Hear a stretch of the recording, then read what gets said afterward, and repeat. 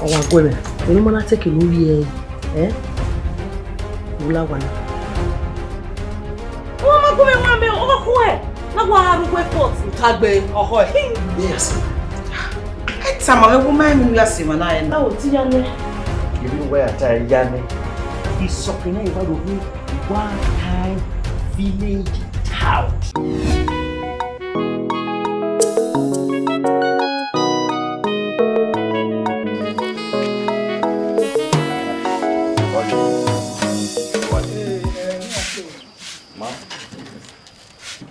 what's the new what one?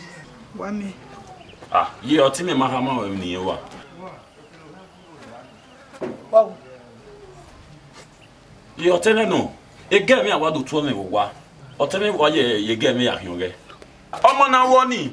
Or you go more with the Daniel girlfriend in me. Or when you may was settled down good one. Or do tell me why, or tell me nothing why you're young. Yameti going in one. In your going, I'll go one. Don't make it go water, mammy, go one. And the memoir do what do you I won't read on you. I walk where I walk in. Then why you know if you're walking? I definitely walking very on. Every no Naji.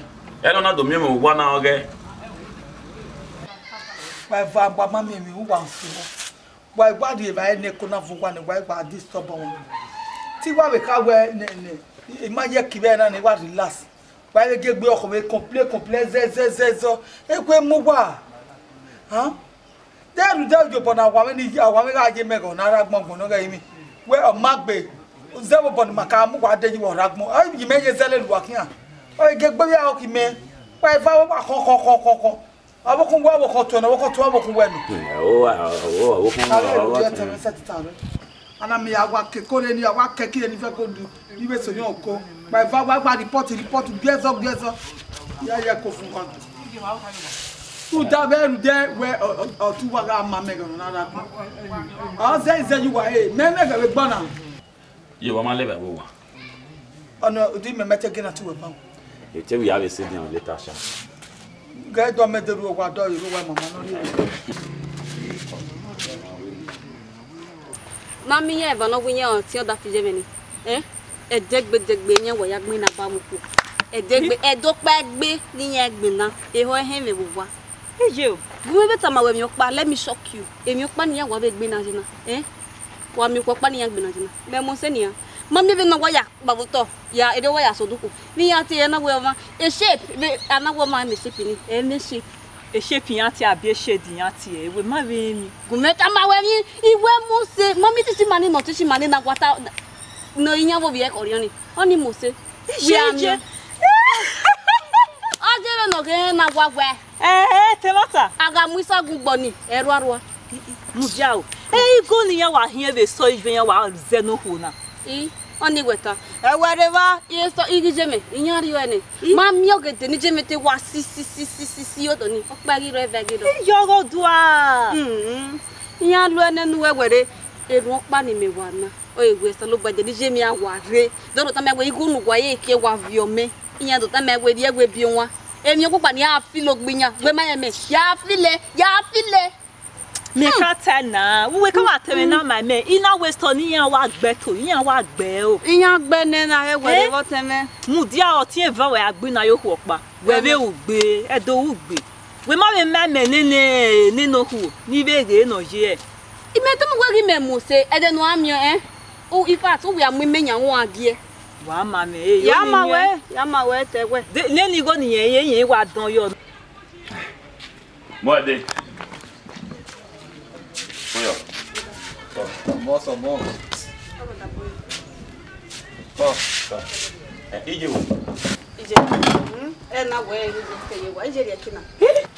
ah, you might get the big bill, keep it bar. Or do you know no? Eh, Modi. Usually get my cool with David Doctor. You have to get by my way. Okay, then why I didn't many? So maybe not there. You know what's the women way or lucky way? Okay, but Daniel, why it? I say when I had it. Yeah, but I'm a quayon. You quayon. Even you are with me here. This is my blood sister. Or we are quayon.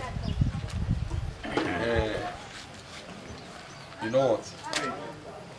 at a belong wine, Ogo Saluba Tawe, Yari, Bina Uji, Yemi Rivina, Bina Oswo, Yemi Raman, Mabo coin. Mabo Zoe. Imiti Meta. Bonue! Among your queen and I will be very meta man on a queen. On kind of preaching, and I damn you feel with it. My hero, you always Salobano Salobane. Oh, gee. Moede. Sir. Afa, there go what? There go what? My age. Oh, why you can't let over? Be woman. Aje. Be only West with Bima. I te tawe ma ga me ro be ro kwa na hana na ere ro ije ro ha oye o West with Bima. O Salobo West o. Ye wa yo bo kekere gbe wa ewu. Be woman. Aje. Yo gelere 5,000 naira ni me. 5,000. Uma den ederio. Ni na ri 3,000 naira no. Nu ya pay election. Yo re me na O Salobo West o. Wa mi bo ya ri ani ma o. Se o. Ba na ri o wa. Dome. La ho ni wati we. Na we ke ado je ko. Ya ye ko ya kin. Tete were wana metere o. O yin ko ma pe ni de. Igwa mi ye de ne ni kwa de na wa pu. Ito bo me mo akia. Ya kin.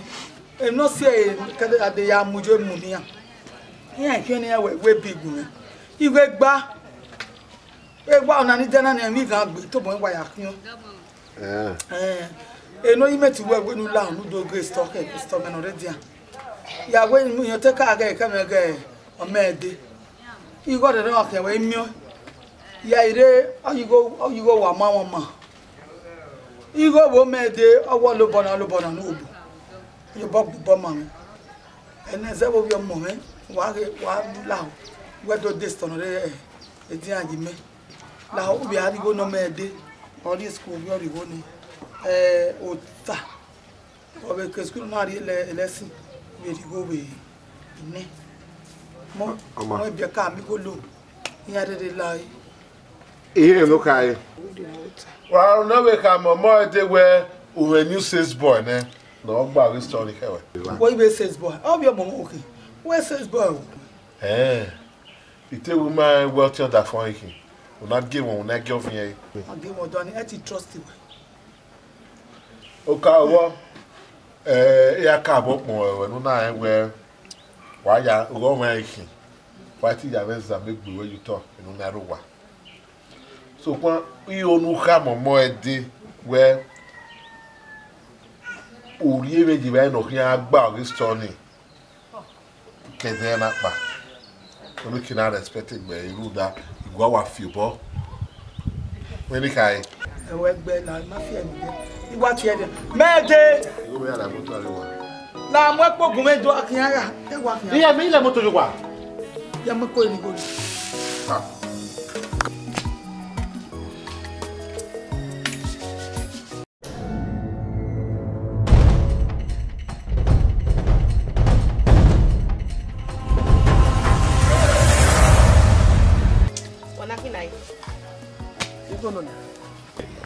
onu rigo yo ni ya de moti o ri 500 yo me de ri agege nu we anywhere do ade 200 naira ye be me Lady Caesar see o ke to be du me nu fie wo ye Lady Caesar see Lady Woi we nu lele arewa igo we na kina mi Sawesi ya yi woja Otani me ana Lady Caesar se we no of no balo. Yeah, ene ya gbuwe wa meji. Jimmy. La eko enu ya gbe wa kila wa de miki re moti. Eya roto. Lele si ayi no de o meki no ri e wa se pe. Hey baba. Hey, gajo. Kai bo. Meji. Ma. Wo wa be na go si. O le da de. Ade, tota. Agbon.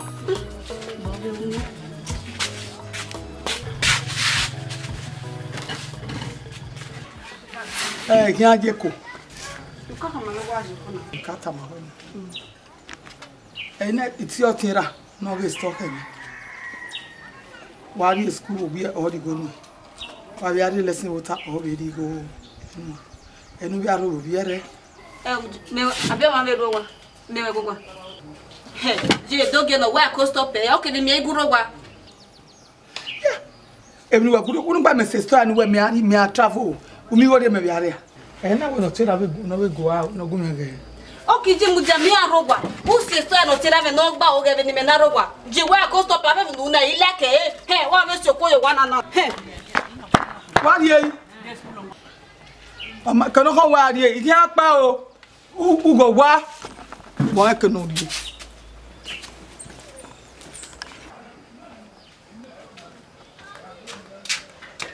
Moye me la bien. Wahi. Ona we na wa je wo se me hu na. Yo ni ami we be ri ona wo sunu. Je me no winye ki akpari ko buza no de. Esto go winye ki anse ne bada no ata. Uwe. O wi anse do ma na hin, do ma no hin. E bada no ata. Unu ata. Ya ba ne do. Oni no mama ni. Oni no wa le la bebo wan yo hin u gbo emu emi ro pa ewu. Ijo wa se so ni ya wo ti ni ya du e kini ya mi e. Ni ya hin no rozogo emi ya no wa resto ni ya wa gbe o. Onyo pa we mi o. Le va se va. Okay, le va se va na nya meje leso o mo so ni na de kini na mi go ni aya zige leso. Onyo pa wo ta wo we ri yo bo ni me na. Mi hena be ami yo bo hehere ni mi e bo we. No. This can't happen now. Eti sunu. Nwe no wa sunu na na lu enwe be. Ijo ije. Wa so wa yo boro ri yo boro re gbe gwegwan se ge se so ni aniyan o wa se iyan wo ti yan agbe o o ke wa rebe ko iyan wa gbe sto ni o e mata wa ta ma we na ge sunu ye be ni je me wa je na wa se ko yo wa ni na o ko si sto ni ane me do aro to ika be do yin yan yan ke di go me ni me ya de ni me oni yan sunu me ku e wa so wa sunu wo wa na ni le ba dia no bi obi mewo yo bonyo pa mete wa binaji ako èmi ni mo yere agin o mama debi o wa de padamo pa style ye ya je pa me feri resia for the national ona Nigeria rice e pa I ma te de mi so pa igo no gbe ma se mi ro pa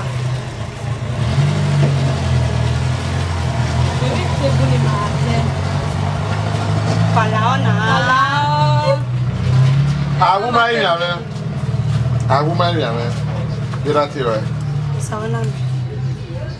Well, it's like two both of you are sister. Ateme ni kere ni. Hey. Wa ka bo mo se. Ba we se. Ina ke ri no e. If I simply call greet me for us for what I worry. E payare. O ware pa. Payare ye wore. Wa zigbe o ware. Wa fi lori for wa. Okay. We sem. Pero ba ke restaurant na. Ya mi to mi ni. Ross. You go be last having no allow. Anyaza. Ija ugi rabbit seni ha. Hey, edu ka ya rabbit ya. When me get married na be madam me get married na. Egale madam na pweti me into a katika una restaurant. Uwe we ragbo. You not the life. Then egane madam ya appoint we. Then the appointment na appoint we. Man na me wa adio wa ja o kan me wa adio wa. You go no take count. No take count. Uwe ko de la wa. Who ya de le? You can you money. Man, we go carry money store na mo gba oge madam pa ya rabbit na. Oni gbiata. Yes. Oni gbiata na say na ya ju go vene. Put ye ni ya damuru pare. Ra e man no finyade of your na ya je bu baro fiere. O you iye mu na ni. E mu na ye je ni. Wa ga ge do. Agege. De no agege. Me we ni na mu na. Me tiki wo ho a. O se gbigo na de tonire, e de tonire. And the tonire pra. E pa tonire. Amana wa no do boss store now. That is the worst you can do. Who do boss store now? If I catch you for thief, I can get police here when I go burn you. I go do burn you alive. Na maybe we try even kill my wagon but me we no di me me awu. Mo. Job. Body me boss to where? Me boss to where? Who better? You can't do fucking. Anything lawyer do you if I catch you, I go kill you. Yeah, even waving you, okay, family maybe no. Madam, is the tea time I will get you to kill. But I got a bit of my camera.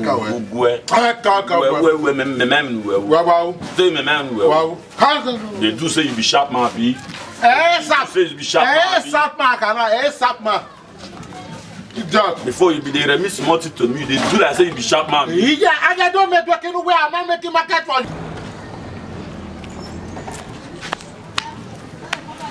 Okay, what am I in your palm about? What am I in your palm way? Your palm way with Mr. Gemini, where you want Ananya? Who is what? My bed with my shade, eh? No, my bed to my shade, not that nota. Every no heckin' where me una. They know I can jog him on my phone. Or women. No, what I go on a venture, go no better no be with your venture. And while I know where you're called where good one. Your uncle. I'll wear a more day. I wear. Is your more day. Mammy Zua. You wear. I'm walking my head on. Correct, Hure, on the deputy was said, kids working here for the friend where all these women. Also, people okay, so I require. Okay? So, Kebaba, Iguana Miroba, a Totima, Idwaje, Kuwakiswe, or Totima, Idwaje, Idwaje, our wife. But what woman? Yeah, and what was on a one year and what we call it, what they can what they call it. They me out of the out women who are 1 million who are going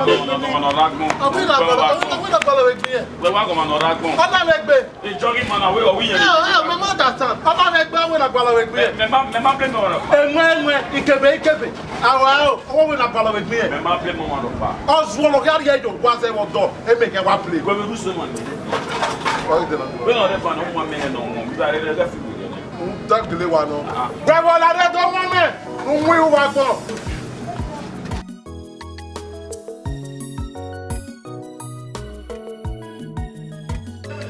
Vamos.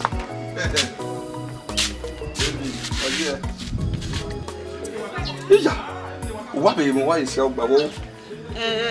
Ti je me no ke ni adeni je me ya pa igi yan ri go me okay ina buyan re wona ya ni buyan re so ya ni yan ri go me ni ya zigele si ya mare me na ya ti bo me ben okay na yan je me aruwa ya ri le si mo bi ori go me avari me o ta se fo ye ri go me ya buyan yan ri go me yan ri ro pa me Isha oni se egbo ebiru bi ya ni yan re no o ni ya gbon e ugbe so osie won no sunu ya lele we ari ba ni ba ho e me nya ne ya jibiri o nya o besi otoli nya ya lele we ahia wo ye nto bo me ya tam ya we be ni ari emi na ebu ma me ko ya gala wa iya ba wo wa ave na de te egwe ni nya la de wa abu ma na wo wa gala wa okay ya mo me na ke Iya, la re ori agbo me. De no ri agbo e o me na. Ni keke. Me na. Oya. Let's mo me. Ori no pa ni me be mi ate do ya. Oya.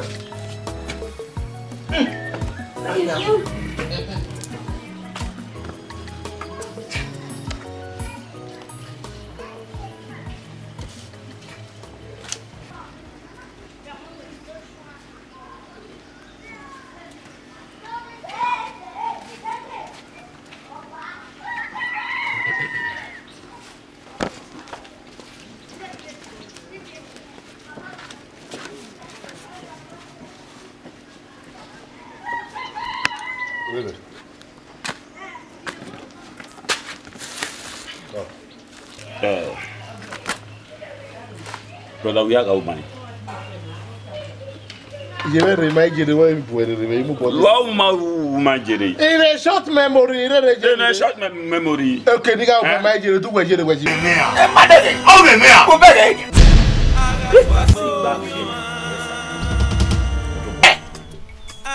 I saw. You don't hear that your way, wife. I back Kigo. Water now. Motana. It might take it. The water apple. Oh, brother, me I know what that. wo hoti ma se story ani ma e ma va we no gba we wa na mi we wa ga ki ho wa mi wa de nínú wíwó ẹ̀ ìrí yẹn. Táàlì wọ́n tó tayọ bí mọ̀ tó tayọ. Ọ̀nà tọ̀nù lánàá mẹ́rin. Ẹ tí àwọn àgbà ẹ̀wọ̀n ìtàláwọ̀ ìjọ náà ìtàláwọ̀ ìpolìsàn wọ́n á lo ekiyan wọ́n á fo ekiyan mọ̀ pátó táyà wà ní. Dọ̀rọ̀ ta ẹ̀dẹ̀lẹ̀ àwọn kẹ́ tẹ́wẹ́ àrè ọwọ́ náà ló give vacancy ẹ̀mẹ̀kẹ́ náà ló give vacancy. Ọ̀nù gbà náà rẹ̀ náà náà give vacancy wẹ́ẹ̀ give vacancy dẹ̀. Wẹ́ẹ̀ give vacancy dẹ̀. Ẹ̀kẹ́ ní kò máa gbá. Ní kò máa gbá. Púpọ̀ wá gbá náà kékeré ní kò gbà. Okay. But I mean, na okay, when I me where or is no run na nia. Esto we mo but dia. Mo to taye store, we to taye store. No run na woje. Ya mi ga ere bo yo sagbo kan. Ya mi ga ere bo manyo da ko ya mo ga de rebetian. Ya arieki, ya de omi mo mere, ya do gire, ya de arubarare. Uma geni ya iju me bove le ga ya fe one era uri me. Okay. Igo kan wa we count na na no kabania ohun na be ele. E worry. Ni atan me ma we. E worry. Ima egwe una gio record of no e worry. If you answer mu ye ne, ima me we to society go on baro ya la e ni. No na me to bo ya je baro ya la je story na. E go wa we asa ni. Igo ni no ya asa na won sa we na ni me. O David no dia. Where dey by? Dey me dey by. You shop for this house. Eh ina dey not to bo ya dey by. Even mi go ya dey person. La wa we kaka no kipere na ru zuo una gina. Ni me lawa. Wa we kaka pe na ru zuo. But ni me lawa. No. We worry. Ye carry liwe. They no gba. They no gba no run men. You collect. Ajo agba. E yo zuo. Wa dey see get it na ru do azuo wana. Zaga agbo. Dem na go da do give account ogun mere ba.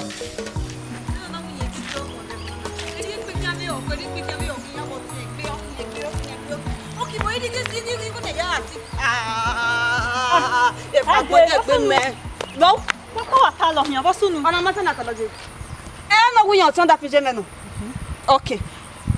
Gena nyao, o gena na baina buena, but that you go many years, you get lesson. But I'm not go me. Ime ina kana tinye yero bi me bae, o yero be me. Okay, mudia. Rigo mo marie me be no na kunye gbegbe oki mi na ri egbe kian be oko. Iyan bo tun e de egbe kian be okinya. Ya ya ta lo me no se me so agma e fe vudu na tinya kian agba e. Iyo sa. Odo wa me te do e, mudia ho me mudia. Amufwa. Otun wa lose guy. Oti me no see me wa lose guy di me. O lose guy dey last born we yan. Oti me no see me. O man late senior brother Iman. Oh, huh? Yes. It's to not see any money my bow. No see no one wa gba. Yes, na no see any money my bow. My buna my water me vano. Yes. So, o tell me you remit say we no cut ya remit. You understand? Remit in your dimego. Remit in him de da me kaka. O tell me wa ki wo vi palo. O wa ja o kame. Vedi go ni we o bo. Veno hia o. Veno ya disappear, reappear o, sappear o, e ya fefe o. Ima veno hia e. O te me fe bo we na ga. Ya change no te me. Ya change na. E wori se oni se. Only a store book or one of your wagon. Yes now, my late brother's wife. Or two amigo cabo. Baba. Or 100,000. Oh, Vivo Latian. When Stefano na. Man now operated the two store. Aye. He go no wa opo. Egbe gweme. He remit. He go no kabesi mo boy, he so mo bo. Very bad. And okay, we Jackie the obi. That was then. Like when you go no tell you no. Like if you even me veje even take give ya degbe yi. Jackie. Everybody me na me go me ya flesh baby. Boy ya degbe yi kekan. But for as at now, me dey me one era as at now. Eh man, peke no meeting ya. Because we change mind ne. That dey change mind ne. That dey change mind ne. On say me yagui. Whoa. Guys, you business what?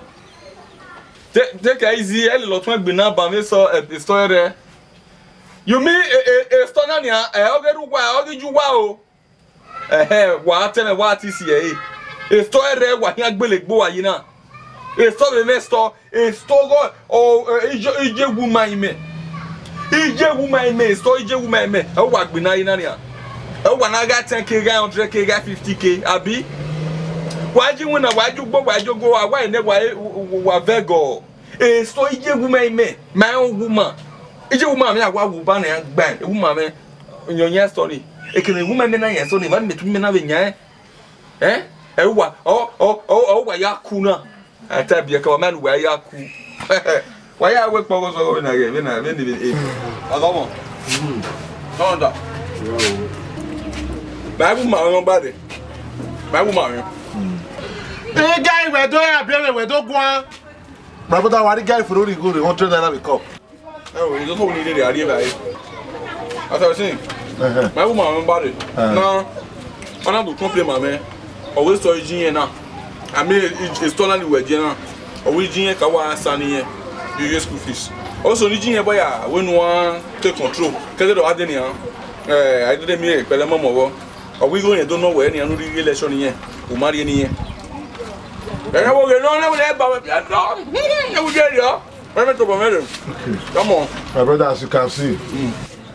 You gonna go and ya tell me the store ya fair, ya tell me the store, how you gonna ya fair. So you're gonna buy go extra. You're gonna go and pay no little my go man. Mini, who you gonna? Well, at Talogbe, Eddie Ariano say, Epa. I'm with work, baby. I'm with work, baby. You are a I might want my baby. You can't even most of many about, okay? Or my way, Yako, whoever school. And again, Udobanya Wabu, this issue now, Wagwakana, family issue now. So, while you talk about we can stay clear. While you want to stay clear for family issue. Man, no, man, responsible.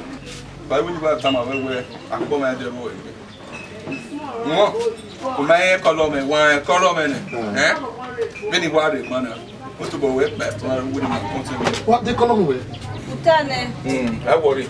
Oh, we're doing something, man. Where would you go there, woman? Would you go to woman? Problem hero. Yama, we marry colony, one woman. One, the colony. Because you see me, but say, Mavia, maybe, whatever you have, why are you giving? Yard, they might marry color. The colony, black woman, and all back to my pocket. You say, may I call tomorrow? I get out your get out. My woman.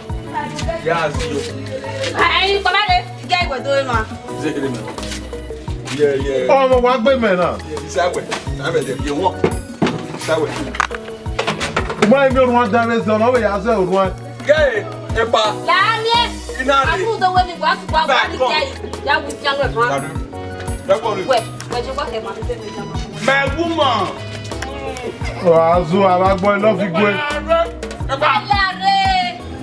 E wona ya gba we le so po le ogbori ga gbo ko ma ko e puna bu lo ga je puni nya ye ko lo ka ga won awon kin omo e te ma ni o ta pon meri ere ga to lo ye ro to lu se wa we se o to lu se ni ape ma ku je bi ko ri won o ya mure ari u wa gbo ri uri o kwa de ke ni ma ko si e wa gbo Bros.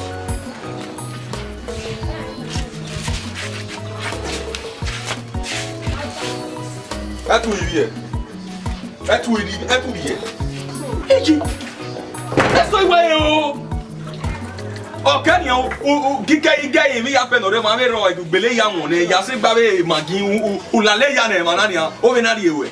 Eh? Okay, what about the packet of Indomie no gare man? Of you know.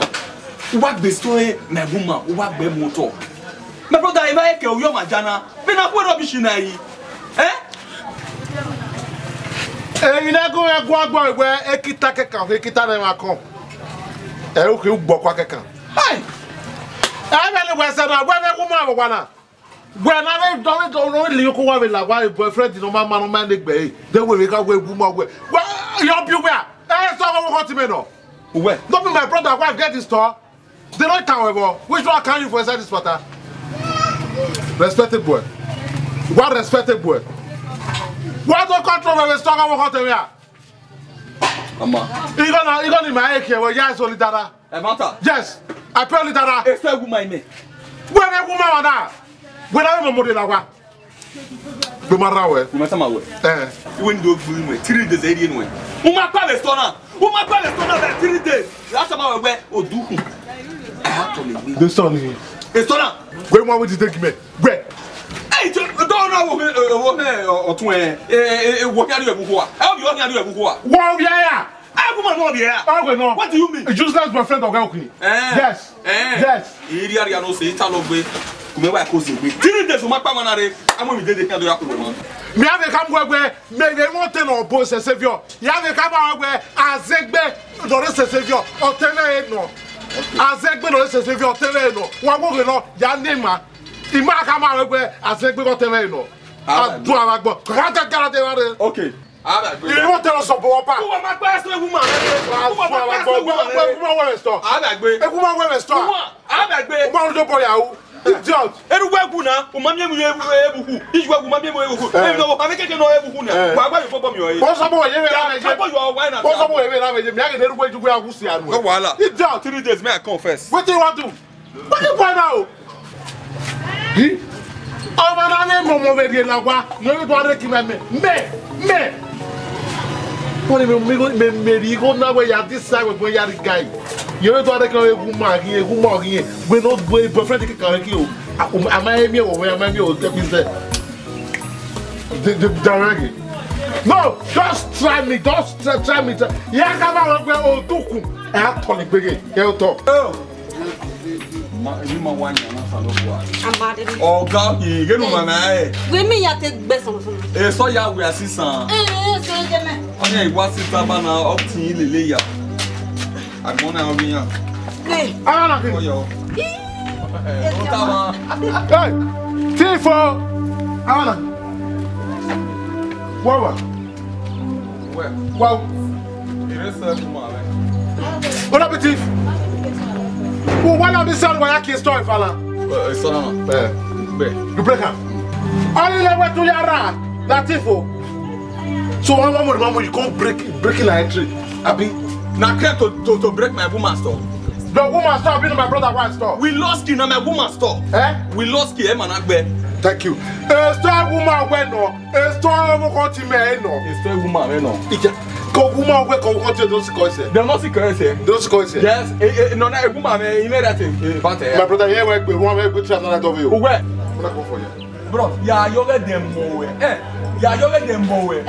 For my brother why store again? For my woman store. For my brother why store again? For my woman store. Oh boy. Na that one na awa mo ba mi ya ida. Ya pa no e. E pa. No ri be ya ki. Je piro. Na ge ta. Up do na. This time no ki ya ma se.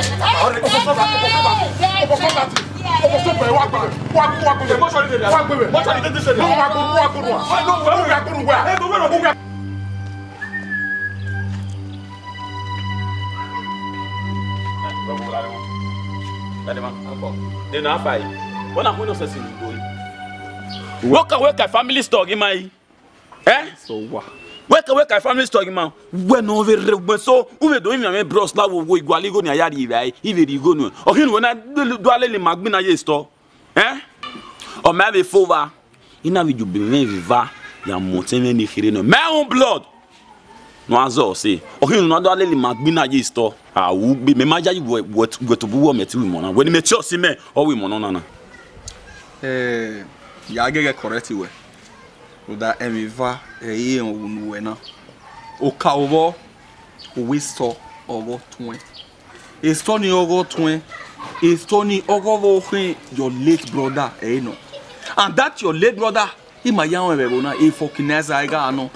But twin we fokineza obo kan na we e trading na. O twin wune before we here ticket store aside 80 or what one. Now, secondly, where we no zagbon no meme. Yes. Eyi egwe kwefian we butemeni. We kwe egbu we no zagbon no meme we kwe no, do you sit down Azavia? We mo gegbe wa. No na je siglet 200 na uya o mia loko. We gegbu we no zabo man o man no zewa gbon ma egbe bu meba. You uma ba no yare we. Uma ba no yare we. We no gioma wu no mari ejo oni meri ejo no dupo we afefe do jowo wa. We no dupo na ra gusi ai. Wa da me ya gegbu e. Abi your mate for this area. Girl, ni tama we. Ya we gbe mio we, mio teme ni kiri. Ja ina we gbe mi o we store ni. Even though God love wa mi o. Oma. Why again major na? What time we stony? Oh, my woman. I je woman me onya stony. Who stay clear.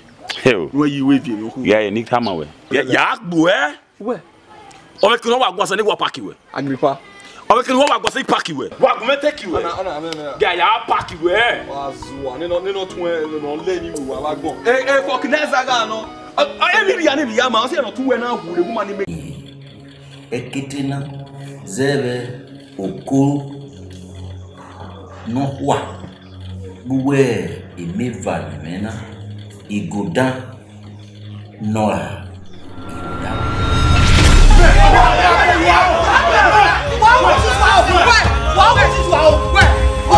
ai ga ebe no ko ga mboga usugo ni be ga de nu we ya ku me kwezo na abi usugo ni me ga de nu we ya ku me po awu mo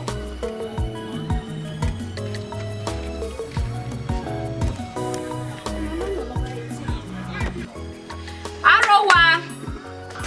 Anikio. Costa. Afana. Do. Emana no baeti. Emana no ugwaloma. Igwaloma mani ati omoede. Omoede. Meno. We. We emirokpa. Emirokpa. Iju oge mo ke ko ade. No de emesedo. La beme. Emirokpa. I hope you me ma. Everything is okay. Well, nothing. Emirokpa. Agwa kumeka lawa. Bebe lawa. La beme sa. Emirokpa. We ma be back.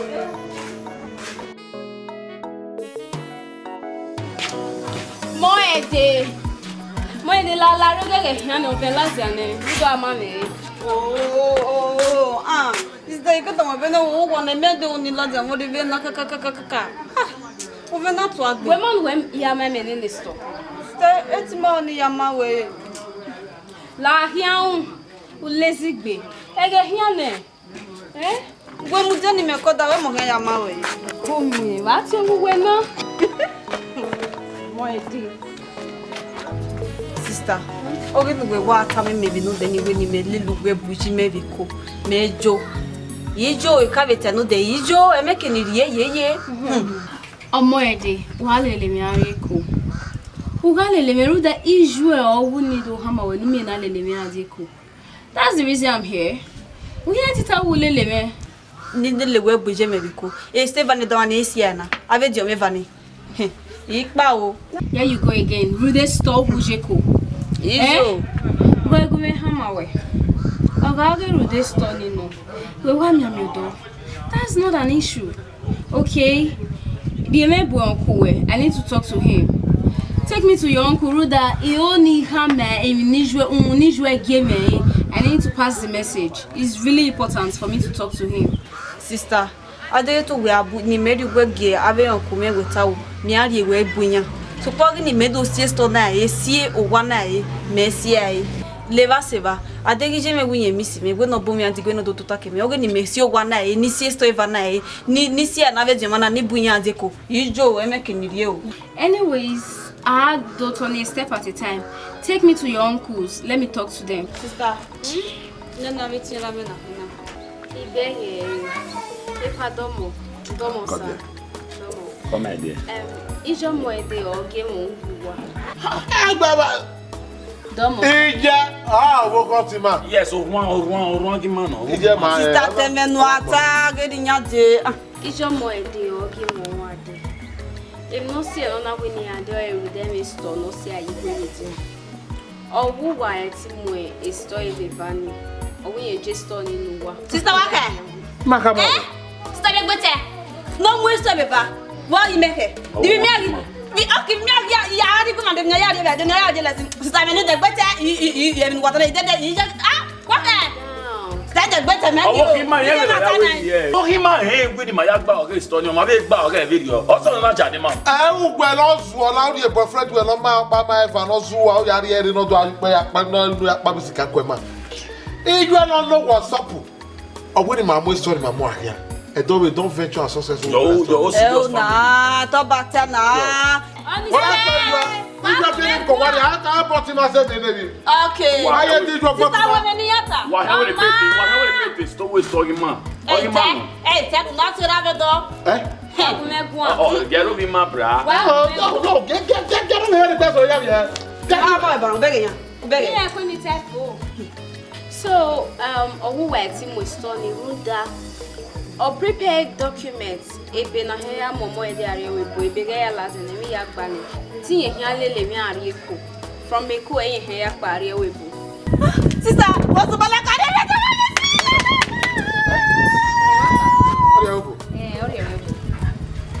Da, we ma be na wo pe get up. No wa nyanya ri na no wa mi agbe wa na o gbo den. Adere ma. Iwe ọrụ ahụ. Ihe ma be gi me ma na. Sister ka mo. No. Ijo mo ejo mu dan no ma we se. Tabi ijo mo ede. Tama iwe mama gwa le store. Agwa ma ni ma gwa na we po amajo. Iyo we ese ti pe ni me de lebi. Da ma na no mo mi yari a. Sister ma bege. Gunwe. E wana na wa mo mi yari a. No ya gbe na no tu we na hiri wa ye gbo ma ri e we. Go si me wa. Sister Japa o ide we bo. Oh wa. Ya do mi o we o mo. Mo kala ta we no ri ana mo ari e we bu. Egbe ba so. Ebo awe ku ere se. Ijo wa en we ti jebu na ya. O se ona wo nu ari e we bu. Amago e wa be be tolerate nonsense. Brother. Awe bu e tolerate. Brother. We do someone on my body. Don't we wa. O ele zaga no ma se no vro de we bu. Do go agwa me na senior brother. Kwa ke nu tamo mo e de we no lawa. Ni wa we no do go aba. Ni wa gbo wan no me kana mo tun ne kere ari we bo. O hi una ito we no mu ma ba. Ma we imewa na wa na wo de. Ima na ruwa we for we play. Won ya mo bo kim do you talk. You go we for we play. You want for me? Yes. You want for me for play? How tell you get right for me play? Like why do?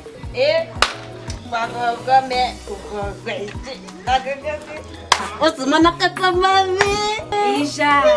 Ai ni aga se ni mena ham wewe. Lu se me story no mo bolele me ari ku. Ruda iye mi no sunu. I knew your mom wants to take you abroad. Ruda agent me or running everything.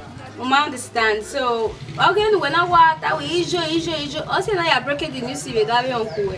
And still only jouer game you know I have to. Sister, only you know ti aya membo. Ina me voso na fie gbiyan wodo. An le wa se ba. Be yi gogo na o sa we so fie gbiyan kakapu pim. So je ni ya zaka ni we ni ya mu akia. Mami mi awa je we buye ware. Wa Mr. no kwa nya do boy mana. Iwa do boy gwe ma. Ayu. Mo e de we ni gwe na wa ye mu we.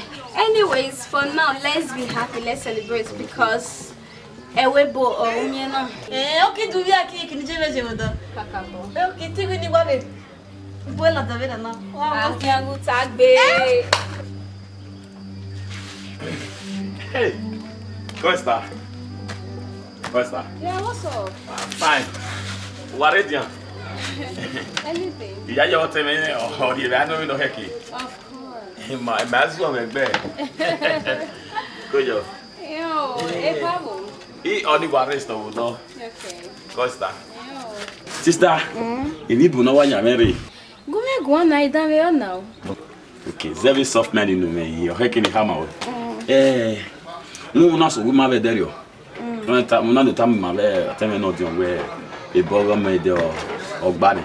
O ya ba ria we bu. Ki me do ameti fie we there. Understand? Hey, yeah, it's so sad that nothing can be done. Yes. I already processed the documents in a paper si yagbane. In your more day, a face here, she's female your me. Eti work. Oh, eti gba, okay? Oh, sister, I give a video. Oh, we are the bonnet bag. Oh, piano we will whoever him when so. No la will go do no what feeling with you what been in your yeah, you have a video. Girl here. What am I your panu gwa lo yan wo mama.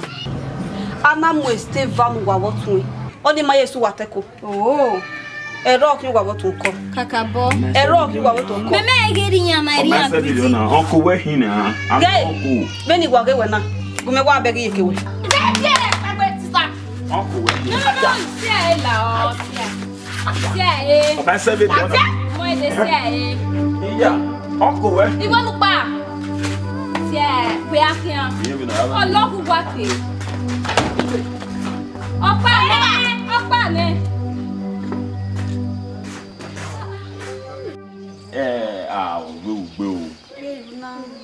Ọsìn wà wíwù dọ́wẹ́ òhìnàmí pàálí ẹ̀wùbù máa ká mi yẹn wẹ́ yà á tíáfù. Ọkọ ní ọsẹ nana agui. Wé na agui na adé yóò nọ yá yá mi yóò ní yẹn na agui. Ẹgẹ nẹ́tẹ̀ àwọn àti tàwọn àgáàdì tààlì àyàtàmọ́ wọn lọ́pàá bọ́tẹ̀ yẹn náà ìtàmọ́ wọn. Dọ̀mọ̀nù hẹ́ndò tó ti gbẹ̀ wò dẹ́ ọmọ yẹn ti gbẹ̀ pé ní ìwádìí yọ ẹ. Bẹ̀ẹ̀ máa yẹ kí n ti gbé mẹ́nà ẹ̀ ti mẹ́kù bọ̀ mẹ́yà tó lé mi àgọ́ agui. Gbogbo mẹ́tọ̀ mẹ́nà agui. Ọmọ ya mi ya ka mẹ́ bọ̀ ìdáná wà lómi. Intriguing, stubbornness, foolishness, audacious, cunning,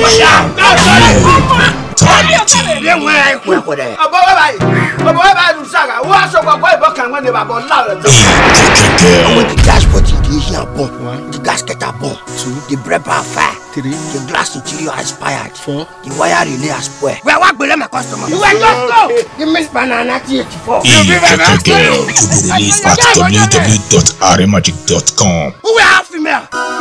Why could they quit off? Jesus. To be released on the 8th of January 2021. Don't miss out on this. Just be the first to watch and share with others. Girl, the stubborn heart.